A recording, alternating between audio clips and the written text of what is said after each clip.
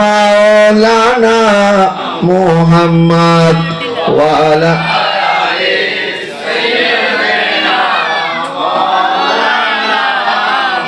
হাসবি রব্বি জাল্লাল্লাহ মা ফি কলবি লা হাসবি রব্বি জাল্লাল্লাহ মা ফি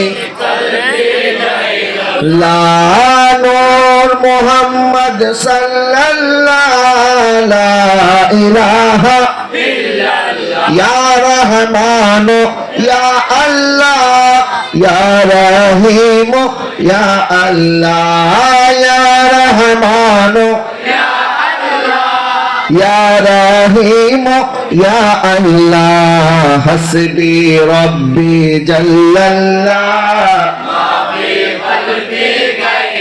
লা নূর মুহাম্মদ লা ইলাহা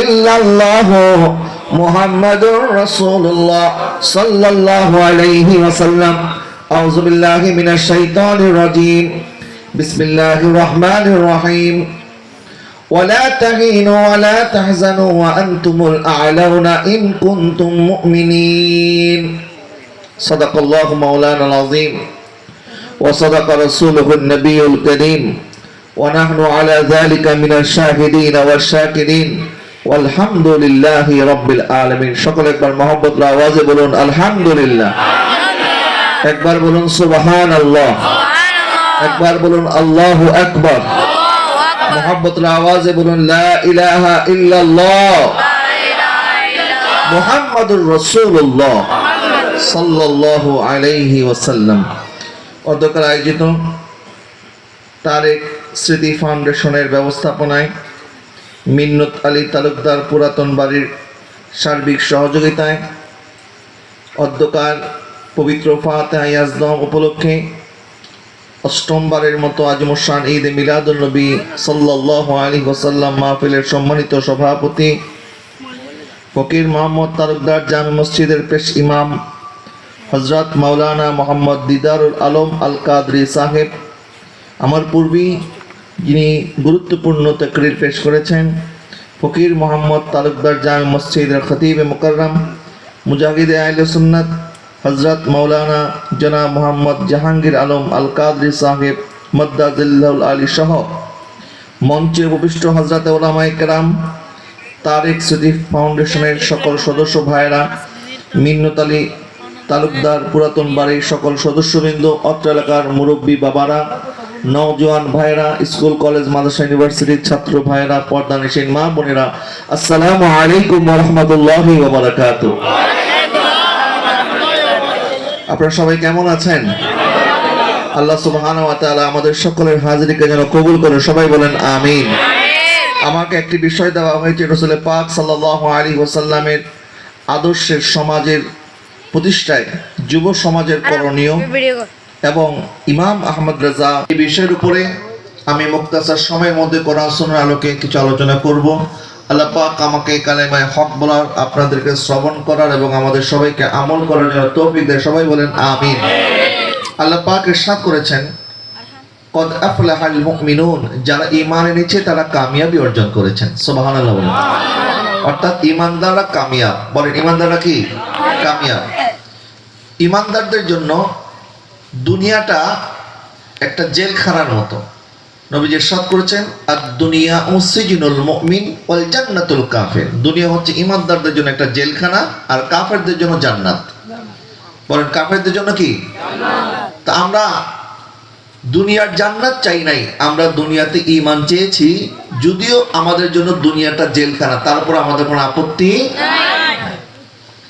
ঈমান এটা বড় দামি জিনিস এবং আল্লাহ সুবহানাহু ওয়া তাআলা ইরশাদ করেছেন যারা দুনিয়াতে ঈমান আনবে এরা শুধুমাত্র দুনিয়াতে কামিয়াব তা নয়, ওয়ালা তাহিনু, আল্লাহ পাক বলে তোমাদের কোনো ভয় নাই, ওয়ালা তাহজানু, তোমাদের কোনো চিন্তা নাই, ওয়া আনতুমুল আ'লাউনা, তোমরাই কামিয়াব হবে, তোমরা বিশ্ব শাসন করবে, মর্যাদা আল্লাহ সুবহানাহু ওয়া তাআলা তোমাদেরকে বাড়িয়ে দিবে, দুনিয়ার ক্ষমতা তোমাদের হাতে থাকবে, কিন্তু শর্ত হচ্ছে ইন কুনতুম মুমিনিন, আগে তোমাদেরকে ঈমানদার হতে হবে। জোরে বলেন না সুবহানাল্লাহ। আগে আমাদেরকে কি হতে হবে? ঈমানদার। তাহলে আজকে বিশ্বের দিকে যদি আপনি তাকান, বিশ্বের মধ্যে প্রায় 250 কোটি মুসলমান আমরা সংখ্যায়, বিশ্বের মধ্যে প্রায় 54টা মুসলিম প্রধান দেশ। অথচ একটা সময় যখন মুসলমানদের সংখ্যা কম ছিল, মুসলমানদের কাছে অস্ত্র গোলা বারুদ ছিল না, যুদ্ধের সরঞ্জামাদি ছিল না, মুসলমানদের সামরিক শক্তি দুর্বল ছিল, কিন্তু তখন বিশ্বের মধ্যে বিশ্বের বড় বড় সুপার পাওয়ার যারা, এরা মুসলমানদের কাছে নতি স্বীকার করেছে। আজকে সংখ্যায় আমরা 250 কোটি, কিন্তু মুসলমান আমরা এখনো সুপার পাওয়ার, বিশ্বের মধ্যে ক্ষমতাধর কোন দেশ আমরা হইতে পারি নাই। আমাদের দেশের মধ্যে 18 কোটি মুসলমান আমরা বসবাস করি। মার্কিন প্রেসিডেন্ট আমাদেরকে যদি ভিক্ষা না দেয়, আমাদের দেশ অচল হয়ে যাবে। আমাদেরকে হাত পাইতে থাকতে হয় আমেরিকার দিকে, ইউরোপের দিকে। আজকে ইউরোপ আমেরিকা তারা সুপার পাওয়ার, মুসলমানরা পাওয়ার সুপার পাওয়ার হইতে পারে নাই। কেন? আজকে আমাদের এই দৈন্য দশা এই কারণে, আমরা নামে মুসলমান আছি, আসলে আমাদের মধ্যে প্রকৃতপক্ষে ঈমানদারের সংখ্যা খুব কম। কথা বলে না, ঠিক না? আমাদের মধ্যে ঈমানদারের সংখ্যা কি? নবীজি সাল্লাল্লাহু আলাইহি ওয়াসাল্লাম ইরশাদ করেছেন, লা ইউমিনু আহাদুকুম হাত্তা আকুনা আহাব্বা ইলাইহি মিন ওয়ালিদিহি ওয়া ওয়ালাদিহি ওয়ান নাসি আজমাইন। ওই ব্যক্তি ততক্ষণ ঈমানদার হতে পারবে না যতক্ষণ পর্যন্ত তার আত্মীয় স্বজন, তার সন্তান সন্ততি, তার মা বাবা, এমনকি গোটা পৃথিবীর চাইতে, এমনকি তার জীবনের চাইতে যতক্ষণ বেশি আমি নবীকে বেশি ভালো না বাসবে, ততক্ষণ সে ঈমানদার হতে পারবে না। তাহলে জীবনের চাইতে নবীকে ভালোবাসার নাম হচ্ছে ঈমান। বলেন, জীবনের চাইতে নবীকে ভালোবাসার নাম কি? ঈমান। এবং আমরা শুধু নবীকে ভালোবাসবো না, বরং নবীজি সাল্লাল্লাহু আলাইহি ওয়াসাল্লাম ইরশাদ করেছেন, দুনিয়া এবং আখিরাতে আমার উম্মতের আমার চাইতে বড় আপনার কেউ নাই। জোরে বলেন না সুবহানাল্লাহ। আমাদের মা বাবা বলেন, সন্তান সন্ততি বলেন, আত্মীয় স্বজন বলেন, পাড়া প্রতিবেশী বলেন, যারাই আছে না কেন, দুনিয়ার মধ্যে আমার নবী হচ্ছে আমাদের সবচেয়ে কাছের। আমাদের নবীর চাইতে আমাদের কোনো আপন নাই। এবং নবী ইরশাদ করেছেন, তোমরা যদি বিশ্বাস না হয় তাহলে কোরআন খুলো। আল্লাহ পাক ইরশাদ করেছেন, আন-নাবিয়্যু আউলা বিল মুমিনিনা মিন আনফুসিহিম। নবীজি ঈমানদারের জানের চেয়ে বেশি আপন। সুবহানাল্লাহ। জোরে বলেন না সুবহানাল্লাহ। নবীজি ঈমানদারের জানের চেয়ে বেশি। তাহলে নবী আমাদেরকে ভালোবাসে, আর আমরা যদি ঈমানদার হতে হয় আমাদেরকে নবীকে ভালোবাসতে হবে। কথা বলেন না, ঠিক কি না? এখন আমি যদি বলি নবীকে কে কে ভালোবাসেন, আমি জানি সবাই 2 হাত তুলে দিবেন। আমি হাত তুলে না নামান, আমি এগুলি বলি না মাহফিলে, এগুলি আমার কাছে ভালো লাগে না। অনেকে বলেন, কোনো অসুবিধা নাই। আমি জানি আপনারা বলবেন, হুজুর আমি 2 হাত তুলে বলতেছি আমি নবীকে ভালোবাসি, কিন্তু কতটুকু আমরা নবীকে ভালোবাসি আমার কথায় যদি আপনারা বুঝতে পারেন, তাহলে আমাদের ঈমানের লেভেলটা কতটুকু আছে এটা চেক করা দরকার। নবীজি সাল্লাল্লাহু আলাইহি ওয়াসাল্লামের কাছে এক সাহাবী আসলেন, বলেন, ইয়া রাসূলুল্লাহ ইন্নী লা উহিব্বুকা, হুজুর আমি আপনাকে অনেক ভালোবাসি। ওই সাহাবীকে নবী বললেন, সত্যি তুমি আমাকে ভালোবাসো? বলে, জি হুজুর, সত্যি আমি আপনাকে ভালোবাসি। নবীজি বললেন, যদি আমাকে ভালোবাসো তাহলে এটা জেনে রাখো, তুফানের ভিতরে বাতাস যত গতিতে আসে তোমার দিকে গরিবি, অভাব, অনটন তত দ্রুত আসবে। তুমি কি রাজি আছো? বলে, হুজুর আমি গরিবি ভোগ করতে রাজি আছি, অভাব অনটন সহ্য করতে রাজি আছি, তারপর আমি আপনার গোলামি করতে চাই। জোরে বলেন না সুবহানাল্লাহ। এখন আপনি ব্যবসা করতেছেন, আপনাকে ব্যাংক থেকে অফার করলো, ভাই একটু সুদি লেনদেন করেন তাহলে আপনার প্রফিট বেশি হবে। আপনি চাকরি নিতে গেছেন, বলে 5 লাখ টাকা ঘুষ দিলে আমি তোমাকে চাকরিটা দিয়ে দেব। আপনি অন্যায়ভাবে যদি কিছু একটা করেন অল্প দিনে ধনী হতে পারবেন, আর যদি হালাল উপার্জন করেন আপনার জন্য দুনিয়ার মধ্যে কষ্ট, কাঠিন্য, অভাব অনটন লেগেই থাকবে। কিন্তু আপনি দুনিয়া পছন্দ করেছেন, আমানতদারিতা, ঈমানদারি পছন্দ করেন নাই। এরকম কিছু মানুষ আছে না? আজকে আমাদের সমাজের মধ্যে এই দৈন্য দশা কেন? আজকে কেন আমাদের ভিতরে ঈমানি জজবা নাই, চেতনা নাই? আজকে কেন আমরা মার খাচ্ছি? নবীজি সাল্লাল্লাহু আলাইহি ওয়াসাল্লাম বললেন, ওয়াল্লাহি লা ইউমিন। কথা বলেন না, কথা বলেন না, এখানে দাঁড়ায় কথা বলে ওখানে চলে যান। ওয়াল্লাহি লা ইউমিন আল্লাহর কসম এই ব্যক্তি ইমানদার নয়। সাহাবায়ে কেরাম আরজ করেন, হুজুর কারা ইমানদার নয়? নবীজি ইরশাদ করলেন, আল্লাযী লা ইউমান জারাহু বিওয়াকিহু, যার হাত থেকে তার প্রতিবেশী নিরাপদ না, ওই ব্যক্তি ইমানদার নয়। বলেন না নাউজুবিল্লাহ। ওই ব্যক্তি কি নয়? ইমানদার নয়। যার হাত থেকে তার প্রতিবেশী নিরাপদ নয়, যার অনিষ্ট থেকে, যে প্রতিবেশীকে কথায় কথায় কষ্ট দেয়, প্রতিবেশীকে খোঁটা দেয়, প্রতিবেশীর ঘরে আনন্দ উল্লাস করে তার ভিতরে হিংসার আগুন জ্বলে, প্রতিবেশী একটা ভালো চাকরি পাইলে হিংসার আগুনে জ্বলে পড়ে, জায়গা থেকে প্রস্তাব আসছে, রাস্তার মধ্যে বইলে দিছে, ওই যারা প্রস্তাব নিয়ে আসছে বলে এর কাছে ছেলে বিয়া দিয়েন না, মেয়ে কিন্তু আসলে ভালো না। আসলে এটা কিন্তু মূলত ওই প্রতিবেশীর সাথে হিংসামূলক আচরণের জন্য আমরা একজনের সাথে আরেকজন লেগে থাকি। আছে না নাই বলেন? আপনি আদালতে যান, দেখবেন অধিকাংশ মামলা মোকদ্দমা প্রতিবেশীদের সাথে, জায়গা নিয়ে ঝগড়া, জমি নিয়ে ঝগড়া, ক্ষেত নিয়ে ঝগড়া, সীমানা নিয়ে ঝগড়া। নবীজি সাল্লাল্লাহু আলাইহি ওয়াসাল্লাম ইরশাদ করেছেন, কিয়ামতের ময়দানে সর্বপ্রথম বিচার করা হবে দুই প্রতিবেশীর। অথচ এই প্রতিবেশীর হকের ব্যাপারে নবীজি সাল্লাল্লাহু আলাইহি ওয়াসাল্লাম ইরশাদ করেছেন, আমার কোন উম্মত যদি পেট ভরে খায় আর প্রতিবেশী যদি না খেয়ে থাকে, তাহলে সে আমার দলের কেউ না। বলেন না নাউজুবিল্লাহ। প্রতিবেশী মুসলমান হতে হবে এটা শর্ত না। প্রতিবেশী যদি কাফেরও হয়, প্রতিবেশী হিন্দু হোক, বৌদ্ধ হোক, খ্রিস্টান হোক, এই পাক ভারত উপমহাদেশে কোনো বড় ধরনের যুদ্ধ হয় নাই, কোনো নবী রাসূল আসে নাই। এই দেশে ইসলাম আসছে কেমনে? এই দেশে ইসলাম এসেছে যখন মুসলমানরা এই দেশে আস্তে আস্তে হিজরত করা শুরু করেছে, তার প্রতিবেশীর সাথে যখন সে সুন্দর আচরণ করেছে, তাদের সুন্দর আখলাক দেখে, সুন্দর চরিত্র দেখে, তাদের প্রতিবেশীরা নিজের ধর্ম ছেড়ে আমার নবীর কালেমা পড়ে মুসলমান হয়ে গেছে। আর আমাদের চরিত্র দেখলে বিধর্মীরা মুসলমান হবে তো দূরের কথা, বলবে আমরা যেই ধর্মে আছি এটাই ভালো আছে। কথা বলেন না, ঠিকই না? আজকের ঘটনা, মুর্শিদপুর নামে একটা দরবার আছে ময়মনসিংহ। আমি গত কয়েকদিন ময়মনসিংহে গিয়েছিলাম। সেখানে আমাদের সুন্নি একটু কম আছে, বাতিল ফেরকারা বেশি। সেখানে একটা দরবার আছে। এই দরবারে কি হয় না হয় আমি আসলে এতটা জানি না। যাই হোক না কেন, আমি সেই কথা বলবো না। সেখানে তৌহিদি জনতার নাম দিয়ে ডেক্সি পর্যন্ত নিয়ে গেছে চুরি করে, কিচ্ছু বাদ রাখে নাই। জোরে বলে না নাউজুবিল্লাহ।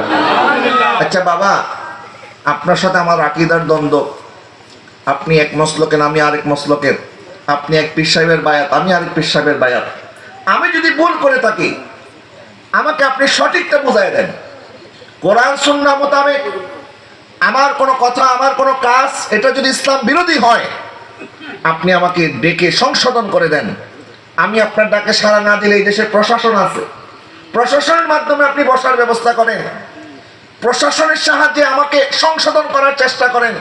সেটা না করে দিনের আলোতে হাজার হাজার মানুষ নিয়ে একটা দরবার উপর আক্রমণ করে আগুনে জ্বালায় দিলেন। মসজিদ পর্যন্ত আপনাদের হাত থেকে নিরাপদ না। ওই জায়গার গরু, ছাগল, বাছুরগুলি সব চুরি করে নিয়ে গেলেন। এখন এটা আমাদের মধ্যে সুন্নি আর ওয়াহাবি দ্বন্দ্ব আছে, এটা আমরা জানি। বিধর্মীরা তো এত কিছু জানে না, তো তারা বলবে না দেখছো মুসলমান মুসলমান লাগছে। এখন আমাদের গত 2 দিন আগে আমাদের এক মুসলমান অ্যাডভোকেটকে তারা মেরে ফেলেছেন। অথচ আমরা এখন নিজেদের মধ্যে ঐক্য তৈরি না করে দেশের এই পরিস্থিতিতে আরেকজনের ঘরে হামলা, আরেকজনের জিনিস লুটপাট করা, এটা কি ইসলামের মধ্যে আছে? কিসের ইসলাম তারা প্রতিষ্ঠা করতে চায়? আজকে কেন আমরা পিছিয়ে আছি? কারণ মুসলমানদের ভিতরে আমার নবীর চরিত্র নাই। আমরা এখন কাগজের ফুল হয়ে আছি, যে ফুলের মধ্যে কোনো সুবাস নাই। অথচ আমার নবী সাল্লাল্লাহু আলাইহি ওয়াসাল্লাম যখন মদিনা রাষ্ট্র প্রতিষ্ঠা করেছেন, ওই রাষ্ট্রের মধ্যে আমার নবী বলেছেন মুসলমানরা এই দেশের মধ্যে যে অধিকার ভোগ করবে, একজন বিধর্মীও সেই অধিকার ভোগ করবে। কোন বিধর্মীর ঘরে কেউ আক্রমণ করবে না, তাদের জানমাল তোমরা হেফাজত করবে, তাদের রক্ত তোমাদের জন্য হারাম করে দেওয়া হয়েছে। মুসলমানের রক্ত যেরকম হারাম, ঠিক একইভাবে আমরা মদিনা রাষ্ট্রের দিকে যদি তাকাই, সেখানে বিধর্মীরা পর্যন্ত নিরাপদ ছিল। আর আমরা সেই নবীর কালেমা পড়ে মুসলমান হয়ে মুসলমানের উপর আক্রমণ করতেছি। আসলে কি আমরা ইমানদার আছি এখন? নাই। নবীজি সাল্লাল্লাহু আলাইহি ওয়াসাল্লাম ইরশাদ করেছেন, লা ইউমিনু আহাদুকুম হাত্তা উহিব্বু লিআখিহি মা ইউহিব্বু লিনাফসিহি। ওই ব্যক্তি ততক্ষণ ইমানদার নয় যতক্ষণ সে নিজের জন্য যা পছন্দ করে আরেক মুসলমানের জন্য সেটা পছন্দ না করে। আপনি যেটা নিজের জন্য যেটাকে পছন্দ করবেন, এটাকে আরেক মুসলমানের জন্য পছন্দ করতে হবে।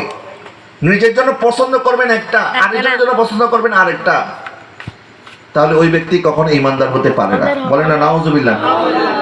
যেমন আমাদের ঘরে কাজের মহিলা আছে না, আমরা খাবার দাবার শেষ করার পর যেগুলি বাসি হয়ে যায় বলে এটা কাজের মহিলার দিয়ে দাও। এই শীতকাল আসতেছে, বলে পুরান কাপড় চোপড়গুলি নামাও তো, যেগুলি মনে করেন পরার মতো উপযুক্ত না, জায়গায় জায়গায় ছিঁড়ে গেছে, বলে এগুলি ফেলে না দিয়ে এতিমখানায় কাউকে দিয়ে দাও। তো তুমি যেটা নিজের জন্য পড়তে পারো না, যেটা নিজের জন্য পছন্দ করো না, এটা এতিমের জন্য পছন্দ করতেছো কেন? তুমি নিজের জন্য যেটা পছন্দ করো না, এটা ফকির মিসকিনকে কেন দিচ্ছ? আল্লাহ পাক ইরশাদ করেছেন, লান তানালুল বিররা হাত্তা তুনফিকু মিম্মা তুহিব্বুন। তুমি নিজের জন্য যেটা ভালোবাসো, যখন তুমি এটা আল্লাহর রাস্তায় দান করে দিবে, তখন আল্লাহ সেই দানকে কবুল করবে। বাবা, আল্লাহ তো টাকা পয়সা দেখে না, আল্লাহ সুবহানাহু ওয়া তাআলা দেখে আমাদের কলব। বলেন আমাদের কি দেখে? কলব দেখে। আমাদের অন্তরে আল্লাহর ভয় আছে কিনা, আল্লাহ রাজি খুশি আমরা চাই কিনা। আমরা লক্ষ লক্ষ টাকা দান করে দিলাম, কিন্তু এটা মানুষকে দেখানোর উদ্দেশ্যে যদি আমি করি, এই দানের কোনো মূল্য নাই। ইরশাদ করেছেন, কেউ যদি একটা খেজুর বাগান দান করে, আর কেউ যদি শুধুমাত্র একটা খেজুর দান করে দেয়, আল্লাহর কাছে ওই খেজুর বাগান দান করার চাইতে একটা খেজুরের মূল্য বেশি হতে পারে। সাহাবায়ে কেরাম বলেন, হুজুর এটা কেমন কথা?